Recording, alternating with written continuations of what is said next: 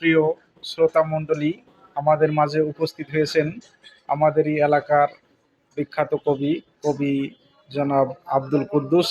এখন কবি সাহেব আমাদেরকে একটি কবিতা, তার নিজের লেখা কবিতা আবৃত্তি করে শোনাবেন। ভালো লাগলে অবশ্যই লাইক কমেন্ট শেয়ার করে সকলকে দেখার সুযোগ করে দেবেন। আসসালামু আলাইকুম।